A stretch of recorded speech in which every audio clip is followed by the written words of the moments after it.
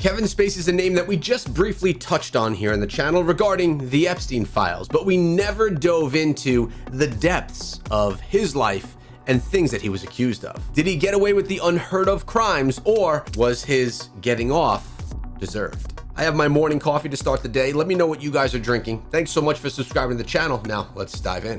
Kevin Spacey was one of the best known and most successful actors in the world. And then his career exploded as at least 30 men came forward accusing him of sexual misconduct. He faced felony charges in Boston, a $40 million lawsuit in New York involving a minor, charges in Los Angeles, and more in London where he could have been sentenced to prison for life. Now, all of those are gone. Despite hundreds of stories about his sexual deviancy, he keeps getting off. So what's going on? Is Spacey an unfair victim of cancel culture who lost his career over unproven, untrue allegations? Or is he a criminal who's used his money and fame to avoid justice? Or is it worse? If you've heard stories that 3 of his accusers have died, that's true as well, and it raised some eyebrows. So let's look into it. The reporting on him has been truly awful, and I guarantee in a few minutes here, you'll know more than almost anyone about these questions. The first public allegation was the most damning because it involved a child. Yeah, and I know that when a lot of this stuff came out, he actually came out as gay at the same time, which was kind of potentially being used as a distraction to the claims that were being made by many of these victims or so-called victims, since he was never accused of anything. It was a bombshell allegation that 30 years beforehand, Spacey made sexual advances on a 14-year-old when Spacey was 26. Spacey responded on Twitter with a statement that didn't quite sound like an innocent man. He said he didn't remember the encounter, but, quote, "If I did behave then as he describes, I owe him the sincerest apology for what would have been deeply inappropriate drunken behavior." All right, so drunken behavior. Well, first of all, 2 things that are being said right there that we often see when people are maybe not telling the truth. One is, I don't remember. That's not exactly saying that something didn't happen. It's saying that you don't recall something happening and then blaming it on a substance so that you were not in the right mind, blaming it on his drunken behavior. Kind of putting 2 roadblocks in the way right there to kind of take blame away if he happens to be charged as guilty for these claims. In the same long tweet, Spacey then said the story encouraged him to address other things about his life and announced he was gay, something that was assumed by most. Yeah, and I can't believe Liberace was gay. The "I don't remember, but if I did it, I'm sorry, and by the way, I'm gay" response got slammed by everyone, especially gay celebrities who didn't appreciate the connection between homosexuality and child abuse. Yeah, that was huge right there. I feel like the coming out as gay was just a mask, a smoke screen to try and distract from the crimes that he allegedly was a part of. From that point forward, the media treated him as guilty. Almost immediately, 15 other accusers came out, including a Boston anchorwoman who said Spacey sexually abused her son, Robert Cavaros, also filmmaker Tony Montana, and Richard Dreyfuss's son Harry, and a number of other anonymous complaints. This was right around the time of Harvey Weinstein's first exposure, and the Me Too movement had just started in earnest. The Hollywood reaction was swift. It's easy to overuse the word canceled, but it happened to Kevin Spacey in spades. House of Cards suspended filming, and the production companies said that years earlier, a crew member had made a complaint about Spacey. He was removed from the cast and his role there as executive producer. So Netflix must have at least thought there was enough weight behind all of these accusations to completely remove him from his show, House of Cards, which was entirely about him and his character. Netflix had produced a film starring Spacey about Gore Vidal's life and decided to cancel it completely. Spacey had just finished a movie about J. Paul Getty, and the production company erased him from it completely, spending an estimated $10 million to take him out and reshoot his scenes with Christopher Plummer. Spacey's publicist and talent agency dropped him. Awards were taken away. His career was over for the time being, and once again, he came out with a bizarre reaction. This time was a video, told in the voice of Frank Underwood, his House of Cards character. Because I can promise you this.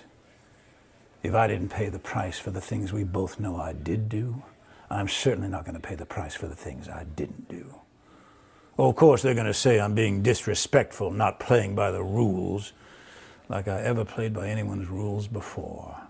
I never did, and you loved it. Is this his reaction made just for this topic, or is this a clip from the movie? Because it looks like he's talking to me and you right here, like he's sending a message. Weird stuff, but his legal problems were just warming up. There were 4 cases that came forward. Case 1 was an unnamed masseur who filed a lawsuit claiming Spacey groped him during a massage at his Malibu house. Case 2, Spacey was charged with felony sexual assault in Massachusetts for allegedly groping an 18-year-old busboy who filed a lawsuit seeking damages as well. Case 3, an actor named Anthony Rapp filed a $40 million lawsuit claiming a sexual assault against him when he was just 14 years old. And finally, Case 4. British authorities charged Spacey with sexual assaults in a case that involved 4 men and 12 separate charges. Here's how they all fell apart. Case 1 was the most straightforward. The masseur died. I'll get into the deaths later. That's Case crazy. 2, the 18-year-old busboy. His mom was a well-known former news anchor in Boston who held an emotional press conference saying Spacey had plied her son with drinks,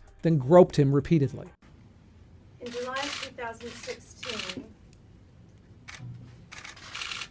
actor Kevin Spacey sexually assaulted my son. It's got to be terrible, kind of unimaginable to be a parent that has to deal with the thoughts and the truths that someone had taken advantage of your child, and that you in some way are going to look at that as you're to blame, as to you allowed that to happen. It's got to be devastating as a parent. The young man testified that he'd told Spacey he was 23 years old. They had some drinks by the bar's piano, and then Spacey unzipped the young man's pants and rubbed on his...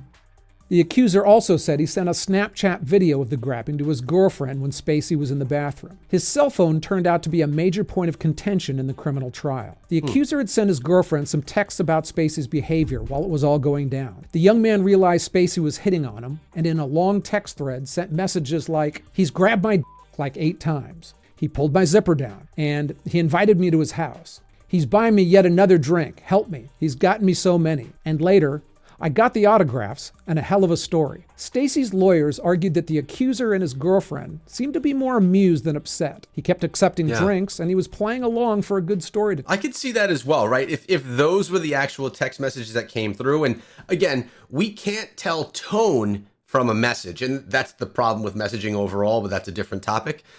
It seems like they're trying to, we got the signatures we wanted. It looks like they were trying to get something out of this encounter, and it seems like they may have been willing to sacrifice that young man's well-being to get the signatures or whatever it was that they wanted. Defense lawyers also noticed that there were missing texts in the video during that time frame. They were upset that evidence was hidden from them and said it just might help Spacey's case. In fact, the accuser's mom had admitted to deleting some things from the phone before turning it over to cops. So now the court ruled it wanted to see that phone. But the family said they now had no idea where it was, despite police saying they'd returned it. Even more interesting, when the accuser was questioned about the phone, he invoked his Fifth Amendment right against self-incrimination and refused to talk about it at all. That put prosecutors in a bind. They couldn't move forward with their star witness invoking the Fifth Amendment unless they actually indicted him and forced him to testify. Instead, they dropped the case. But there was a little twist. Just a handful of days before refusing to testify about the cell phone, the accuser also filed his own civil lawsuit against Spacey seeking money. He then dropped it, saying he was on an emotional roller coaster. That may have been the case, or that might have been the mechanism that allowed Kevin Spacey to pay him off. You see, it's illegal to offer somebody money to not testify in a criminal case, but civil suits are all about money.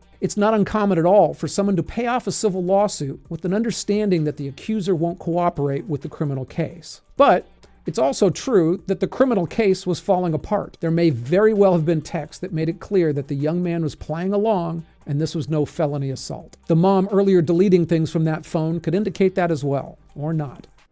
From the lion's den to a pack of wolves, when you're fresh meat, kill and throw them something fresher. The third case is the only one involving a minor, and it did the most to destroy Spacey's career. It also had some fishy journalism around it and deserves a close look. It started in BuzzFeed, where reporter Adam Very wrote about Spacey's alleged sexual assault on actor Anthony Rapp, who was just 14 years old at the time. Despite having occurred in 1986, over 30 years Wow. beforehand, Rapp's claims were lurid and specific. Here's his story. He said Spacey had taken him and another acting friend to dinner and out clubbing. Then a few days later, invited Rapp to a party at Spacey's apartment. At one point in the evening, the young boy got so bored by the adult vibe at the party that he went into the bedroom to watch TV by himself. Rapp said later that evening, the guests had gone and Spacey came into the bedroom. He first blocked the doorway, then swept the boy up in his arms, then laid him on the bed and climbed on top of him without kissing or groping him. Rapp said he wiggled out from under the 26-year-old Spacey and left the apartment. Ever since, he claims to have suffered from PTSD and still recoils at seeing Spacey, hence the $40 million lawsuit. A federal trial took place in New York, but under legal scrutiny,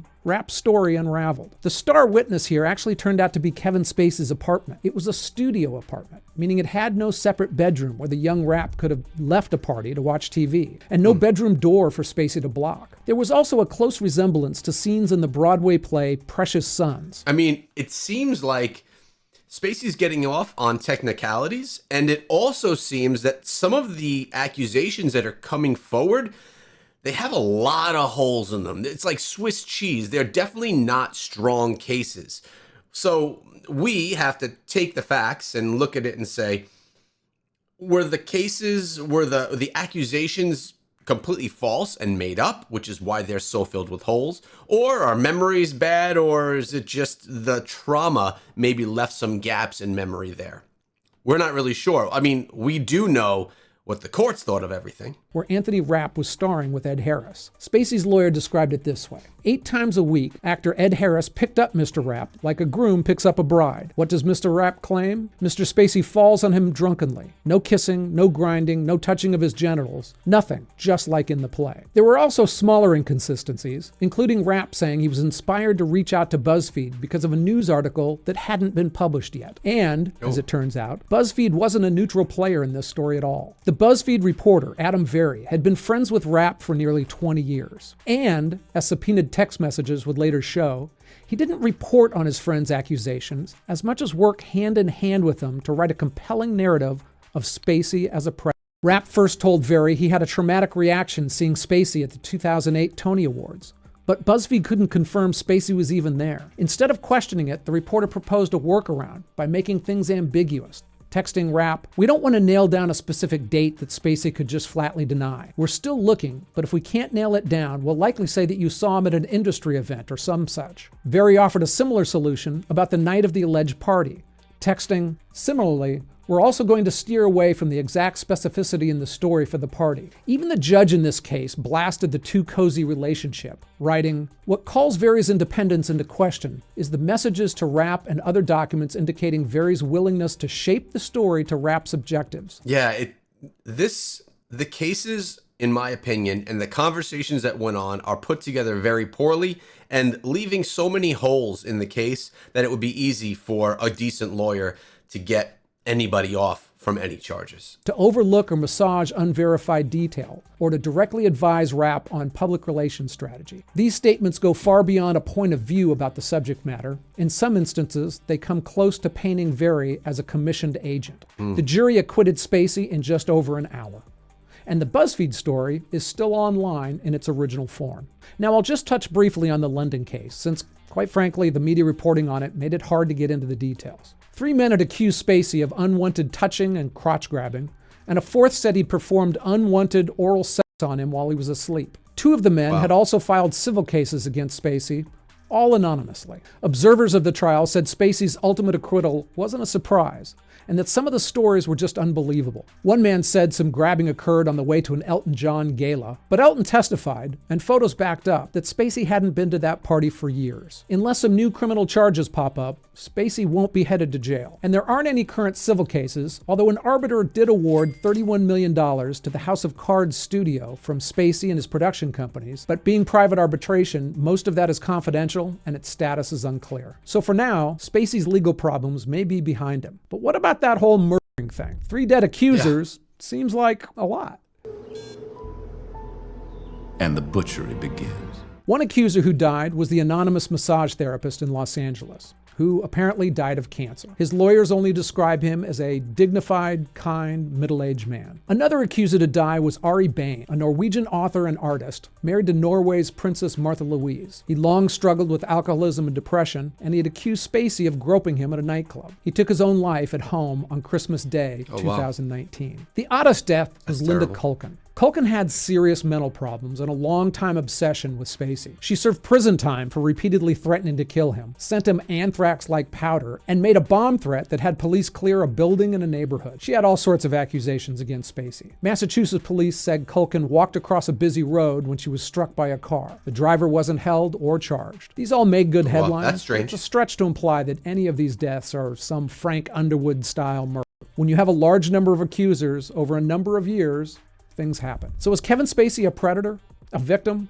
That's really for you to decide, not me. It's pretty clear that his go-to move was often to grab another guy's junk without an invitation. There are a whole lot of men who made that accusation, yet weren't later trying to get money from him. You can decide how bad that behavior should be considered. Typically, when multiple people are going to be accusing someone of a very similar crime, either they're true or people are jumping on a bandwagon to try and get something from that person.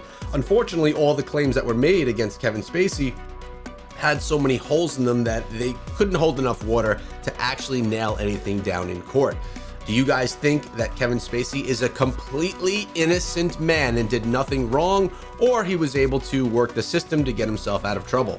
We also know that he did come into play regarding the Epstein files, but also has never been charged with anything there either. For more details on all that, you can check out this video, and I'll see you guys over there.